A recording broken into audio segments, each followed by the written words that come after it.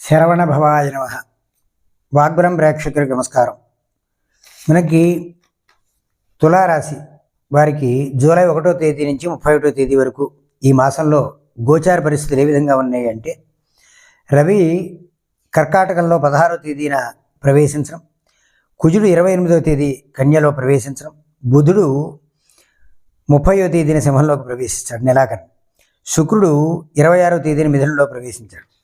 ఈ ప్రవేశించడం వల్ల తులారాశి వారికి వచ్చేటువంటి ప్రయోజనాలు, రవి వల్ల అద్భుతమైనటువంటి ఫలితాలు, చాలా కాలం నుంచి ఎదురు చూస్తున్నటువంటి ఉద్యోగాలు ఏవైతే ఉన్నాయో నిరుద్యోగులకు ఉద్యోగ సూచన రావడం, ఆ ఇంటర్వ్యూలు చేసి ఎన్నాళ్ళు అయ్యి ఫలితాలు ఇంకా రాలేదు అనేటువంటి ఎదురు చూస్తున్నటువంటి వారికి అద్భుతమైనటువంటి అవకాశాలు వచ్చేటువంటి, అలాగే ప్రభుత్వ ఉద్యోగాలు కూడా వచ్చేటువంటి అవకాశం కనబడుతుంది.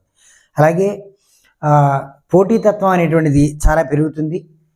మీ సమవుజ్జిగా ఉండేటువంటి, మీతో సమానంగా ఉండేటువంటి యువకులతో కొన్ని విభేదాలు, ఇబ్బందులు వచ్చేటువంటి పరిస్థితి, వారి యొక్క అవకాశాలు మీరు పొందలేకపోతున్నాం అనేటువంటి భావన వల్ల విభేదాలు తెచ్చుకుంటారు వాళ్ళతోటి. అంటే ఆ పోటీతత్వం వల్ల ఇబ్బందులు వస్తూ ఉండేటువంటి పరిస్థితి. అలాగే వ్యాపారపరమైనటువంటి విషయాల్లో అద్భుతమైనటువంటి ఫలితాలు పొందుతారు. వ్యాపారులందరికీ కూడా మంచి లాభం ఉంటుంది. అపరధాన్యాలు వ్యాపారం చేసే వాళ్ళకి అద్భుతమైనటువంటి లాభాలు కలుగుతాయి. అలాగే విలువైనటువంటి వస్తువులు కూడా మీరు సమీకరణ చేసుకోగలుగుతారు.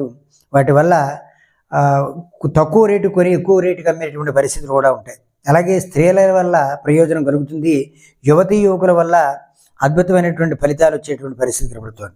అయితే మరింత అద్భుతమైన ఫలితాలు పొందడం కోసం సుబ్రహ్మణ్యేశ్వర స్వామి యొక్క ఆరాధన చేయడం, సుబ్రహ్మణ్యేశ్వర స్వామికి 6 సార్లు ఆలయం చుట్టూ 8:30-9 గంటల సమయంలో ప్రదక్షిణం చేయడం వల్ల మంచి ఫలితాన్ని పొందేటువంటి అవకాశం ఉంది. మిత్రులారా, సబ్స్క్రైబ్ చేయండి, షేర్ చేయండి, లైక్ చేసి అనేక విషయాలు తెలుసుకోండి. నమస్కారం.